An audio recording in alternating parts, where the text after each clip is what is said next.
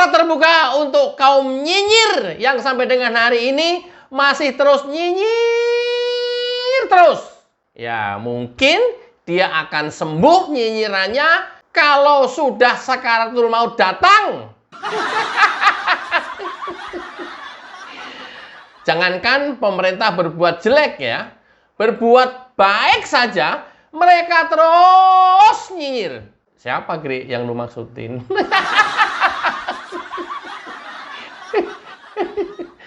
Masa gua harus sampaikan terus tiap video kelompok-kelompok nyinyir, nama-nama kaum nyinyir?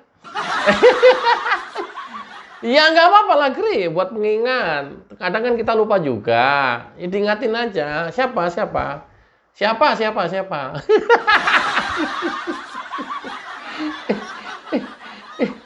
Aduh. Siapa lagi kalau bukan Amin Rais, Rocky Gerung, Refli Harun, Faisal Assegaf, Said Didu, Din Samsudin, Gatot Nurmantio, Dr. Tifa. Dr. Tifa ini apa ya? ini orang apa ini ya? Abraham Samad, Marwan Batubara, Ferry Amsari, Bi Fitri, Zainal Arifin Mohtar. Ini orang-orang top, orang-orang bergelar doktor dan profesor semua. Ikrar Nusa Bakti. Dan para elit PDIP serta baser-baser PDIP. Iya. Alah, nyinyir terus tiap hari. Emang nggak boleh, Gri? Ya boleh. Ya, tapi sih akan lebih elegan kalau kritik. Tapi kalau kritik cenderung nyinyir dan kemudian menghujat, mengolok-ngolok dan mencaci maki, nah ini ya, kalau sepanjang mengkritik mah oke, masa orang nggak boleh kritik? Ya boleh lah. Tapi macam Dokter Tifa, emang mengkritik itu? Enggak lah, itu mencaci maki. Ya. Dan yang lain-lainnya. Nah, kelompok-kelompok ini saya sampaikan dan ini seringkali berulang kali, sepertinya ini penyakit hati. Karena otaknya kotor, hatinya sudah busuk. Apa artinya? Dia nggak akan bisa sembuh. Persis seperti saya perumpamakan orang yang sudah gagal ginjal. Kalau sudah gagal ginjal kan ginjalnya nggak bisa diperbaiki. Dilakukan cuci darah. Sama, kalau hatinya sudah busuk, sepertinya nggak bisa sembuh dari nyinyir sepanjang hidupnya. Saya jamin nggak bisa. Dan mereka akan nyinyir terus sampai sakaratul maut. Ekstrim banget. Gini, saya nggak percaya statement kamu, Gri. Buktinya apa kalau nggak percaya? Atau ada alasan lain? Lah, mereka itu mungkin benar, ya, akan sembuh sampai sakaratul maut. Tapi begitu besok dikasih jabatan, pasti dia diem itu, Gri. Iya, benar juga ya. Benar juga, benar. Nah, ini bagus. Ini analisa keren. Ya, mungkin kalau dikasih jabatan, dikasih kesempatan, difasilitasi, dia akan berhenti nyinyir. Oh, benar. Statement saya kurang tepat, ya. Kecuali, nah, sekarang saya perbaiki. Kecuali ya, mereka tidak akan sembuh sampai sakaratul maut, kecuali dia mendapatkan jabatan.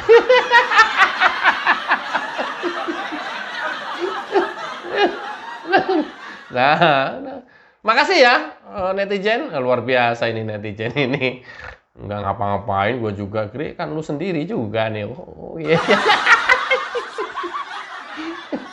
Sampai saya dikatain ini nih, channel gila kali ya, ngomong sendiri, jawab sendiri, nanya sendiri, katanya.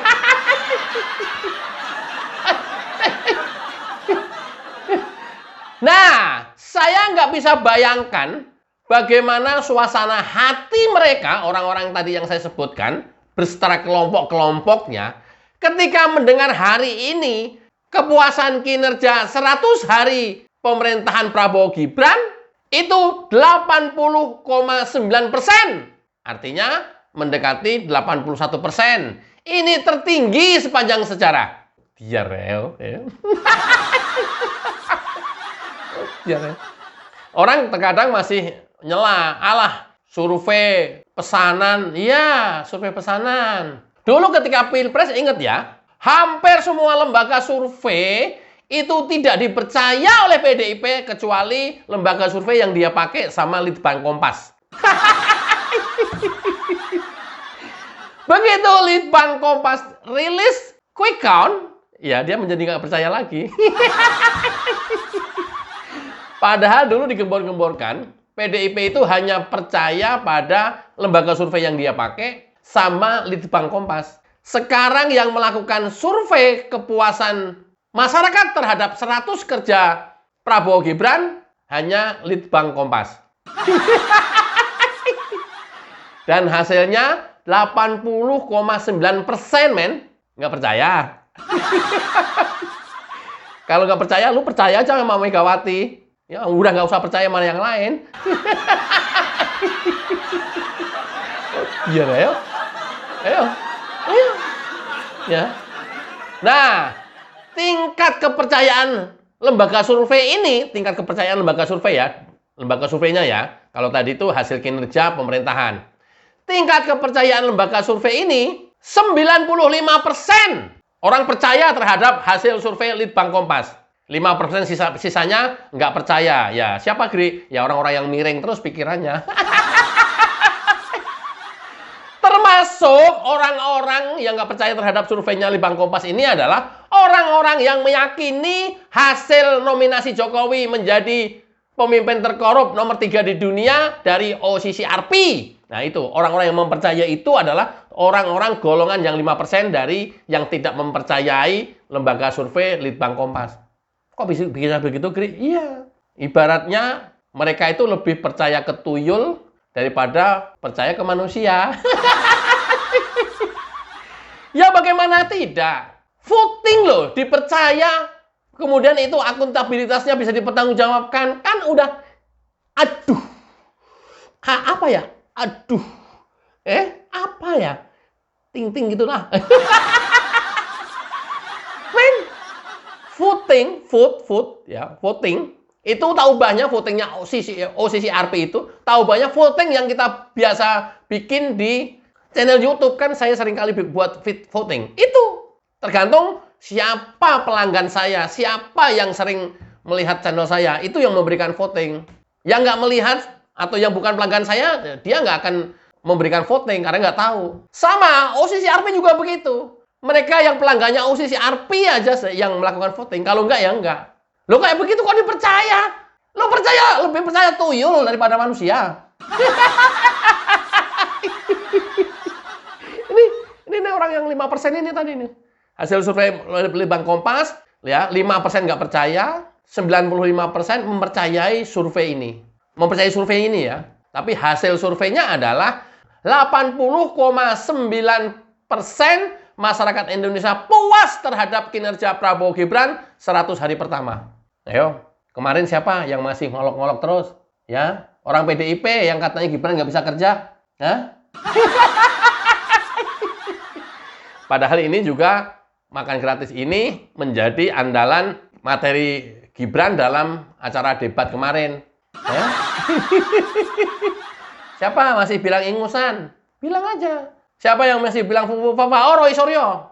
Fufu Fafa. Anak kemarin sore, anak ingusan, nggak bisa kerja. Plonga-plongo, plola-plolo. Ayo, Padana Baban. Lu pikir lu lebih pintar dari Gibran? Ya enggak lah. Hah? Ya enggak lah. Anak ingusan. Lu pikir lu lebih ahli dari Gibran? Enggak. Enggak. Lu lebih gaek, lebih tua? Iya, betul itu. Kalau lebih pintar dari Gibran, lebih piawai dari Gibran dalam memimpin, leadership-nya segala macam? Ya enggak. Faktanya kamu cuma anggota DPR RI dan sekarang ketua partai.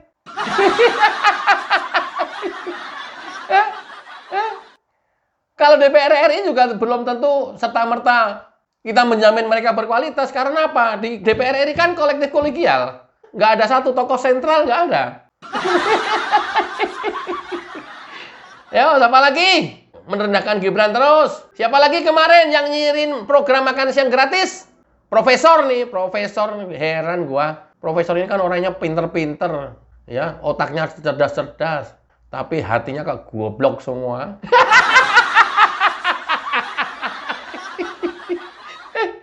Udah nggak ada harganya gelar profesor di Indonesia ini. Aduh. Hidup hanya jadi penyinyir, doktor, profesor.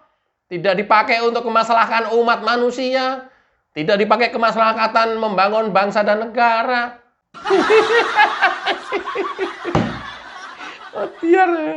Nah, artinya apa? Kalau 80,9% itu puas, ada yang tidak puas 19,1%. Itu siapa? Orang yang menganggap penyaluran bansos ini belum merata. Berarti orang-orang mungkin yang belum dapat bansos, mungkin pas saat survei. Atau ya mungkin kaum 16% atau kaum 24% yang masih nyinyir terus. Mungkin. Terus siapa lagi? Ya yang tidak puas ini menganggap pengangguran di Indonesia masih tinggi. Jumlah pengangguran Indonesia itu 7,5 juta orang. Ya, sampai dengan tahun ini. Terus siapa lagi orang yang tidak puas terhadap survei? Mereka atau kelompok-kelompok mereka yang meyakini bahwa sampai sekarang harga sembako masih mahal. Karena ya mereka hanya memakai indikator satu atau dua atau sampai dengan 5 harga sembako misalnya. Tapi dia nggak melihat daya beli masyarakat. Mestinya kan melihatnya dari daya beli masyarakat, inflasi. Padahal kalau mau melihat harga sembako itu secara utuh, secara keseluruhan, inflasi kita di Desember itu 1,57% nasional. Nah ini jauh lebih rendah dibanding tahun sebelumnya. Tapi orang yang ngelihatnya harga telur kemarin naik, kemudian nggak turun-turun, ngelihatnya itu doang. Padahal harga telur berapapun kan kebeli atau daya beli masyarakat tinggi. Mereka nggak ngelihat seperti itu, tapi nggak apa-apa. Ini ada masalah pemahaman mereka, ya mungkin terbatas juga, nggak bisa menyalahkan. Oke, no problem. Nah, kemudian Litbang Kompas juga mensurvei, yakinkah Anda atas keberhasilan pemerintah Prabowo Gibran ini mendatang? 89,4% seluruh rakyat Indonesia menjawab yakin bahwa pemerintah Prabowo Gibran akan sukses. 10,6% sisanya menganggap pemerintahan Prabowo Gibran akan gagal. Siapa mereka? Di depan sudah saya sebutkan. Dan kelompok mereka. Makanya saya awali dengan penyebutan itu tadi. Dan kelompok-kelompok itu. Jadi udah tegas dan jelas kok kita ini kok. Survei ini dilakukan dari tanggal 4 sampai tanggal 10 Januari 2025 terhadap 1.000 responden tersebar di 38 provinsi dengan margin error 3,1%. Sekali lagi saya sampaikan ya, ini survei. Survei itu mendekati real, bukan vote, bukan voting. Kayak CCRP yang sampai sekarang masih didewa-dewakan, para pemujanya itu dianggap benar. Salah! Blok! Tidak bisa mewakili masyarakat seluruh dunia. Kan itu persepsi dunia. Jangankan dunia, mewakili persepsi masyarakat Indonesia saja nggak bisa. Nah, apa bedanya survei? Kalau survei, itu benar-benar disurvei, diacak atau secara random, tersebarnya merata 38 provinsi, dan itu mewakili. Responden itu mewakili. Istilah kata, kalau kita masak bakso sebesar ini, dandang karena mungkin rame jualannya. Kalau kita, sekali lagi, kita masak bakso sebesar dandang, untuk mencicipi masakan kita, kuah bakso ini enak apa enggak, tidak perlu menghabiskan satu dandang ini, supaya kita berkata, oh enak. Cukup satu ujung sendok. Cok, ngerti nggak lu, Cok? Cukup satu sendok. Ya. Nah, kita sudah bisa berkata, oh, udah pas. Oh, keasinan. Nah, tambahin gula misalnya. Atau tambahin bumbu yang lain supaya nggak terlalu kasinan. Cobain lagi. Pas! Udah pas, udah bagus. Itu survei! Blok. Nah, datang pelanggan pembeli bakso. Siduk 1 mangkok nih, mangkok ini, mangkok itu, mangkok ono, semuanya sama rasanya. Blok. Padahal kita hanya mincipin itu 1 tetes, 2 tetes. Itu survei. Ya, masyarakat Indonesia ini kan ada berapa? 300 juta kurang lebih. Tapi tersebar di 38 provinsi. Nah, 38 provinsi itulah kemudian kita ambil sampling. Dan itu mewakili. Itu survei. Beda dengan voting. Voting itu tuyul. Kalau survei itu manusia. Lu mempercayai tuyul.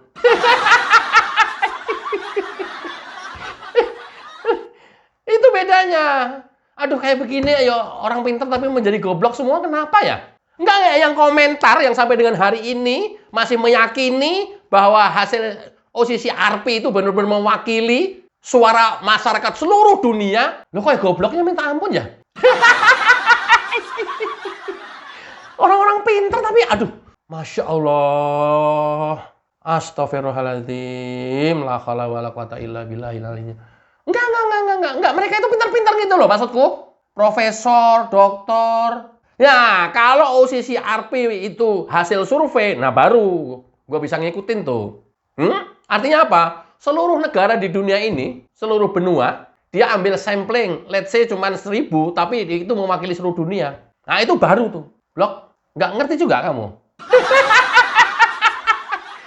Wow, udah analogikan seperti itu, kamu nggak ngerti juga? Nggak ngerti juga? Waduh, berat kalau udah nggak ngerti. Ya. Nah, kinerja Prabowo Gibran ini juga ke-capture di survei bahwa karena program-program yang langsung dieksekusi adalah yang menyentuh kebutuhan dasar rakyat. Itu yang menjadikan kemudian hasil surveinya tinggi, puas terhadap kinerja Prabowo Gibran. Tapi awas, hati-hati, ini baru 3 bulan pertama. Artinya apa? 3 bulan pertama itu baru 660.000 siswa SD, SMP, SMA yang mendapatkan makanan gratis. Kalau ini orang juga udah tahu, yang belum mendapatkan memang sudah jalan tapi baru uji coba. Kalau nanti kelarut-larut dalam 1 tahun nggak memenuhi target, sampai 2025 itu target Prabowo 82 juta siswa seluruh Indonesia. Artinya apa? Target ini yang harus dikejar dan fokus. Kalau enggak, nanti bisa saja hasil surveinya kepuasan masyarakat terhadap kinerja Prabowo Gibran menurun. Hati-hati. Ini yang menyangkut kesejahteraan masyarakat atau rakyat. Tapi jangan lupa juga indikator lain adalah masalah ekonomi pertumbuhan. Kan cita-citanya targetnya kan 5% up. Jangan sampai kelarut-larut target itu nanti juga nggak kecapai. Supaya kepuasan masyarakat terhadap kinerja Prabowo Gibran terus melambung tinggi sampai 90%. Nah, ada yang komentar, survei aja kok dipercaya. Kenapa nggak lu bikin aja 100% kepuasan masyarakat? Wong pengangguran masih tinggi, harga masih mahal, korupsi masih banyak. Nah, itu kan persepsi, nyok. Susah kalau bicara persepsi. Ini bicara data versus by persepsi. Susah, cok. Nggak akan nyambung, cok. Ini bicaranya statistik, data. Ini bicaranya perasaan, cok. Ya susah lah, cok. Ya kalau kalian, ya termasuk pengangguran masih tinggi persepsinya. Ya kalau kalian hanya 1 orang yang nganggur seluruh Indonesia cuman kamu doang, tadi yang ngomong. Ya, walaupun kepuasannya tinggi, pengangguran sudah banyak yang berkurang, tapi kamu belum kerja, kamu masih nganggur, kamu juga akan bilang pengangguran masih tinggi. Buktinya mana? Datanya mana? Buktinya gua belum kerja, ya.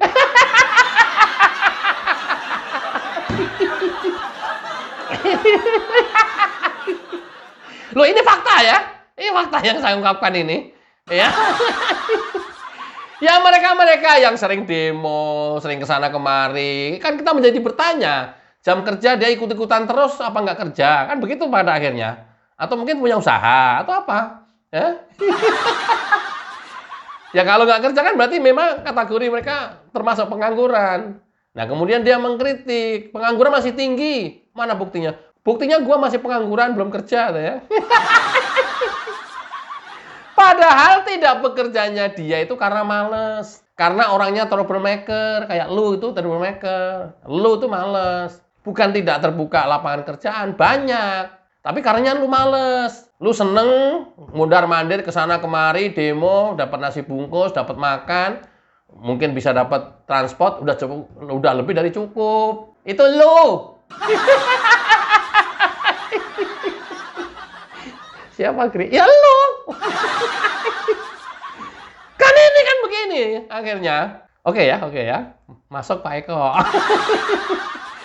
Oke teman-teman, kita kawal terus kinerja Prabowo Gibran. Mudah-mudahan benar-benar kesejahteraan masyarakat meningkat, pengangguran makin berkurang, ekonomi menguat, pertumbuhan makin tinggi, target 5% tercapai. Tinggal kita ngurusin orang-orang yang nyinyir dan politisi-politisi yang miring terus pikirannya, yang negatif terus omongannya, yang bisanya hanya menyalahkan dan menyalahkan.